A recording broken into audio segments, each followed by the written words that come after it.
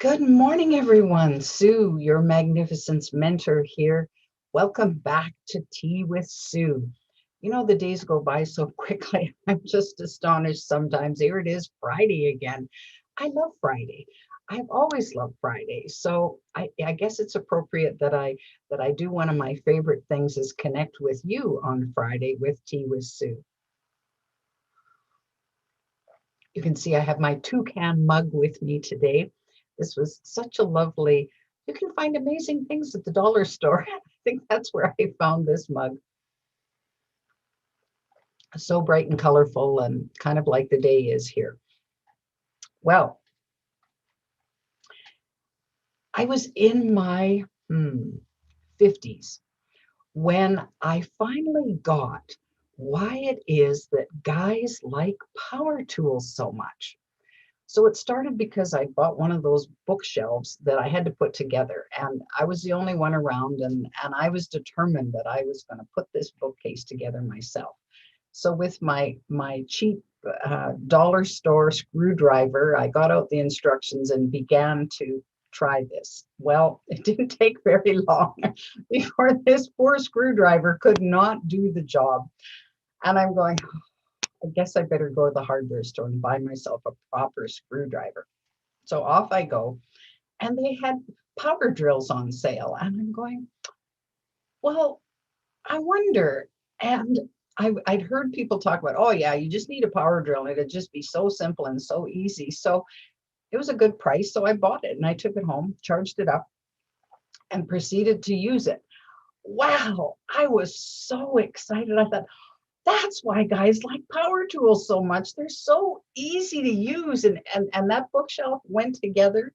Well, I have to confess that because I have this spatial thing, I couldn't quite figure out what had to go where, when.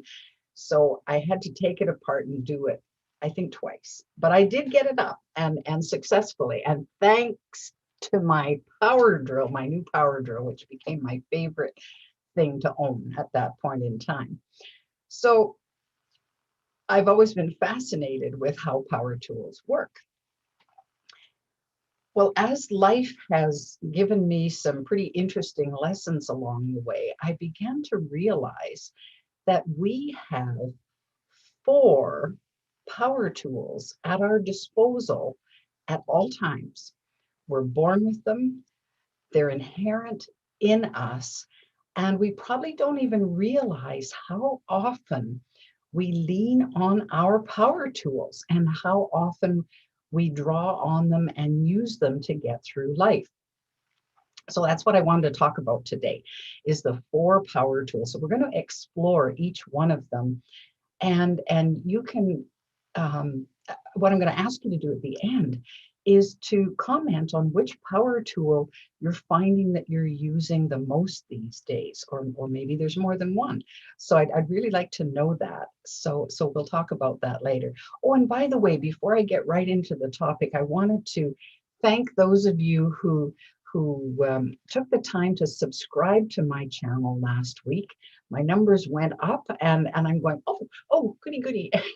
So there's obviously more people watching, and I hope you're enjoying listening as much as I'm enjoying doing it. So thank you for that. You can always, and this might be a good one that you want to share with your friends, because there's lots of people going through a ton of adversity right now. And we need lifelines. We need things to grab onto and realize that we're more powerful than any of these adversities that are coming at us. So a little reminder about what we have inside of us is probably pretty appropriate right now and could be very helpful. So feel free to share with your friends if you know people who are going through stuff. All right, power tools. So the first, these aren't necessarily, they're not in any order of importance. I think they're all important, and we draw on them as we need to. So the first one I'm going to talk about is the power tool that we label as faith. So now, certainly faith can show up in a variety of ways, and we have and develop faith in people, in things, in concepts along the way. So I think initially we got a certain amount of our faith into us through our parents and through growing up. And it doesn't matter whether it's faith in yourself, faith in a higher power, faith in another person, faith in an idea or a concept. Doesn't matter what it is, the fact that we all have it helps us get through life. So I remember hearing a story about a fellow who'd been diagnosed with a particularly virulent form of pancreatic cancer.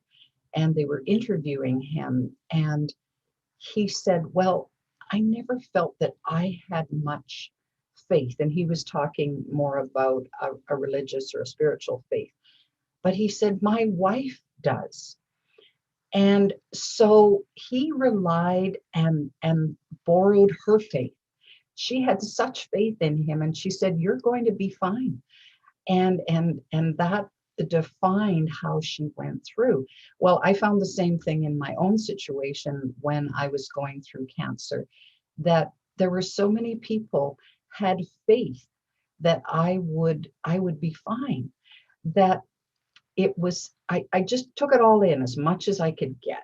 So I there remember the saying that you only need faith the size of a grain of mustard. Well, I have a jar of mustard seeds in my cupboard.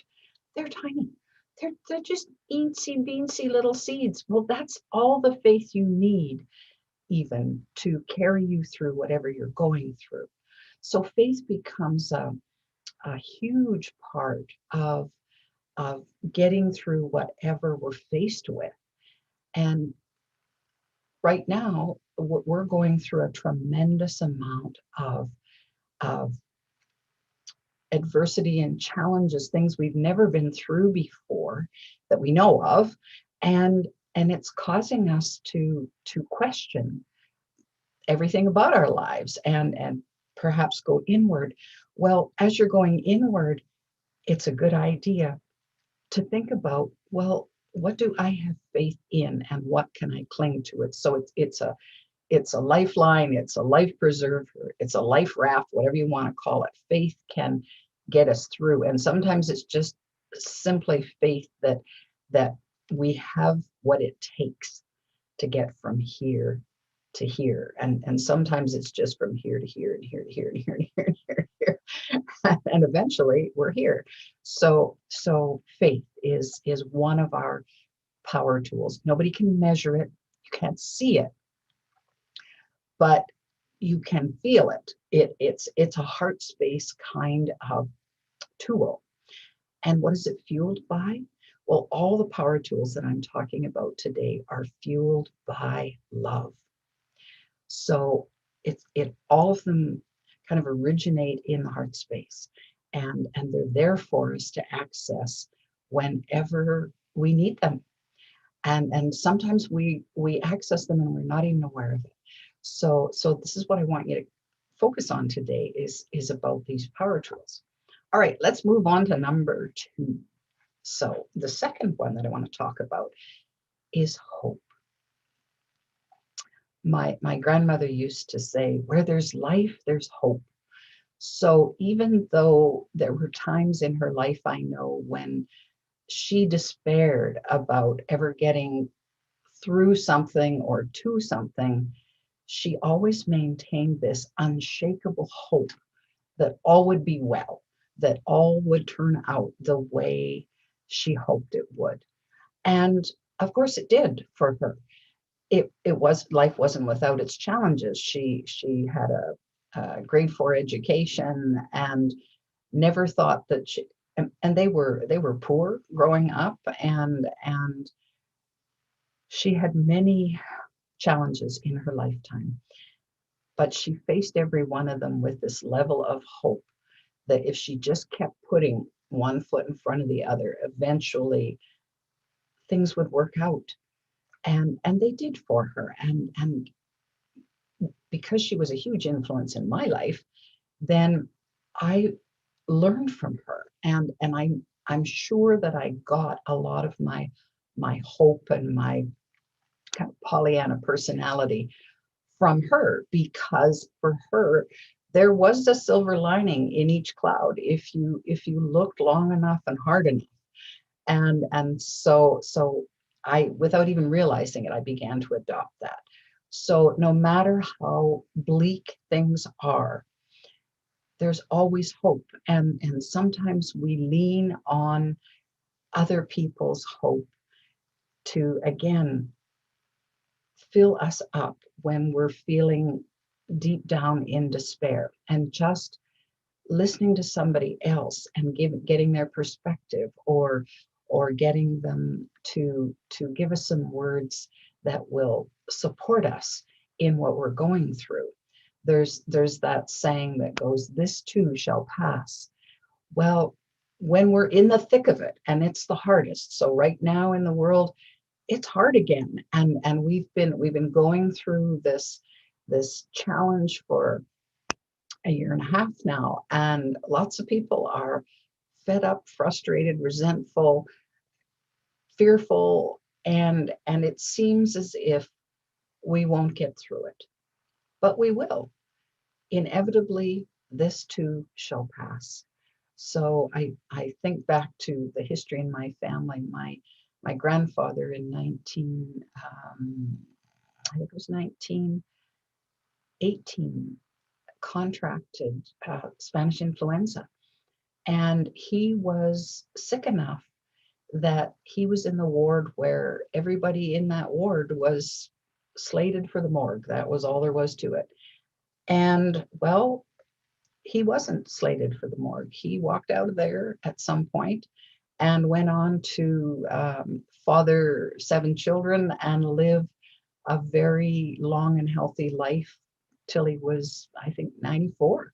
So there's always hope, and we'll always somehow get through. Not that we won't have challenges, and not that it won't be tough, and in some cases tragic, and not what we would have preferred, but to maintain that hope. There's another tool that you can use. And so I know when I went through um, the cancer adventure, it was important to me to seek out places where I could draw hope from. And that sustained me lots of times. So when I kind of go down the uh, into the deep dark depths, then I would remember the stories that I read about people who made it through, and I'm going, okay, that was hopeful, and it was helpful. So we want to remember that hope is one of those strengths that we can draw on, and it's right there waiting for us. So all we need to do is pay attention to it. So hope is a great one. All right, that leads me into courage. Well, I like to think of courage. Courage isn't the absence of fear. Courage is action despite fear. And I kind of liken it to small acts of bravery.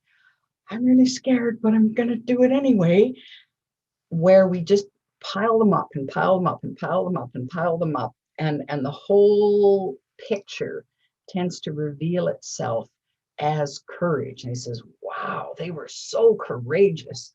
Well, it didn't mean they didn't have fear. It just meant that they were able to overcome it. They were or set aside their fear or move through their fear, whatever it was that they did. They found the courage. So if you think of the word encourage, what does that mean? Well, it means that someone else, if I'm encouraging you, I'm doing what I can to lift you up so that you can maybe reach for your own courage. Or maybe you're borrowing some of my courage. Here, I have some courage. Go ahead, make use of that so that you can bolster your own courage. It's a huge tool that can get us through things that we never imagined we can get through. And sometimes the things that we're faced with are pretty darn scary, and they send terror into our hearts, and we feel powerless as a result of it. Fear can immobilize us and sabotage our power in a big way. So what we need to remember is that the power source, love, is inside, and love will always be more powerful than fear. It's just we need to pay attention to that. So where does the courage come from? Right from the heart space. That's where we build our resilience. That's what we can draw on. So when we're fearful, when things look pretty darn rough, it's one small act of bravery, and then another, and then another, and then another. And pretty soon we have the courage, and we can ask, I need help to overcome this. Whether we're asking from a higher source, or whether we're asking the angels here on earth that are there for us, our friends, our loved ones, people that want the absolute best for us.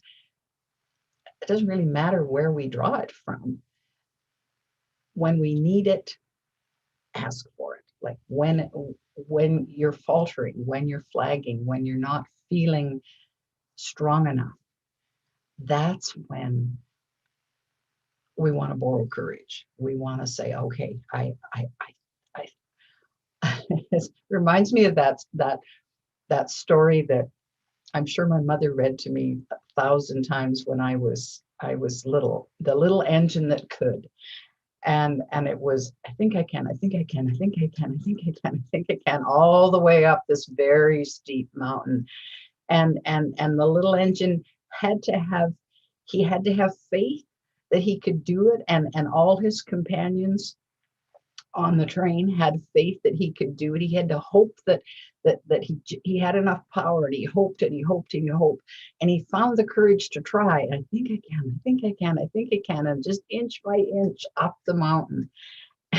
And then he gets to the top, and it's, I thought I could, I thought I could, I thought I could, I thought I could. So it was a huge celebration.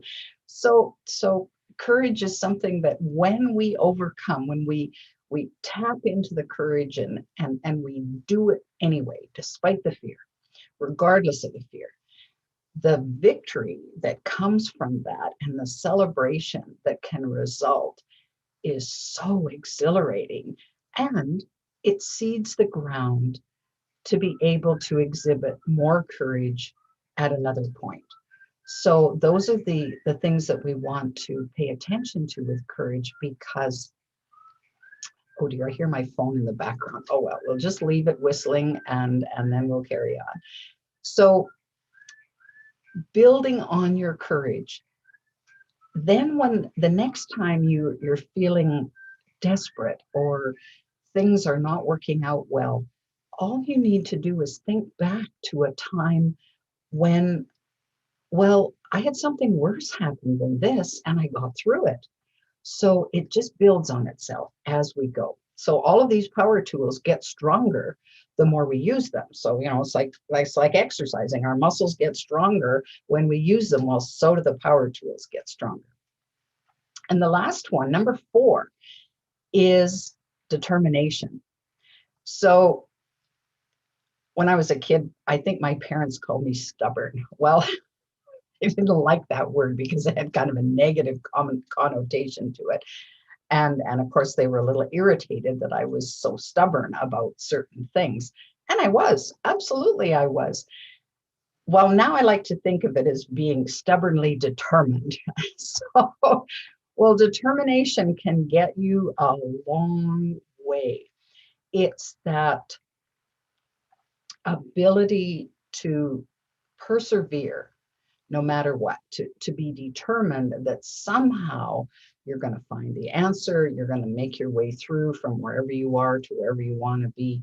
It's that inner drive that keeps us going and keeps us going and keeps us going, no matter what else is going on in our lives.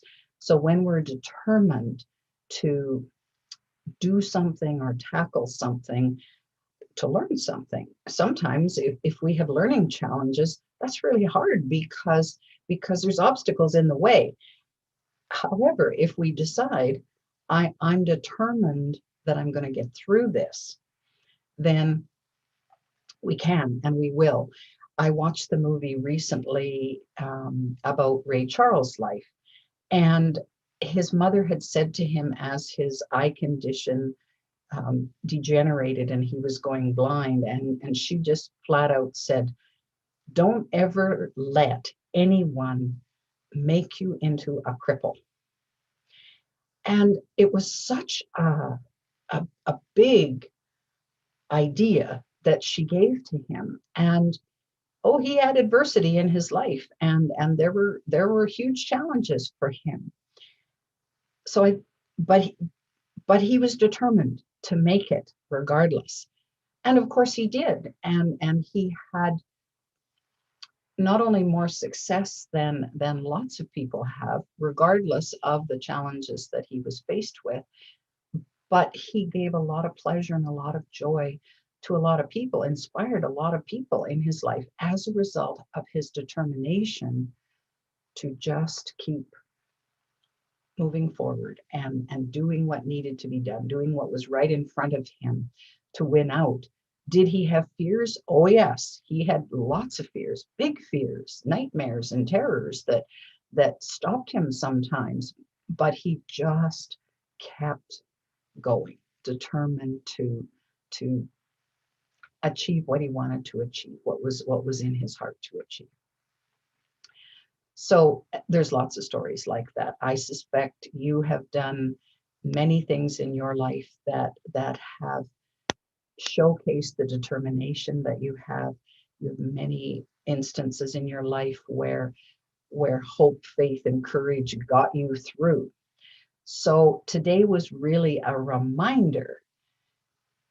Look at the magnificence in all of that. No wonder we're magnificent when we have those power tools at our disposal, fueled by love. So the power source is love. So when we have love for ourselves, love for others, love for our planet, love for whatever we believe brought us here in the first place, that's pretty darn magnificent. So how can we ever believe that we're less than that? So today, think about how you've been using your power tools and how you can use them even more effectively. How can you just keep focused on them so that they serve you more and more and more and more often, so that the obstacles that come at you and the challenges that you face in your life become not as important. We realize, yes, we can literally get through anything because there's probably someone on the planet who got through the same thing that you're struggling with successfully. If they did it, you can do it too, because that's who we are, right? We are that magnificent. So go take on another glorious weekend. If you have a favorite power tool that you want to mention in the comments, I'd love to hear about that. Please like and share if that's appropriate. You can always reach more of me on my app, The Magnificence Mentor, where I've been doing Tea with Sue now since first part of January. So if you've missed some episodes and you want to go back, you can find them either on my YouTube channel on Sue Paulson, or you can visit them in the app as well. Enjoy. Remember, you are magnificent, and you'll be even more magnificent when I see you again next week. Bye for now.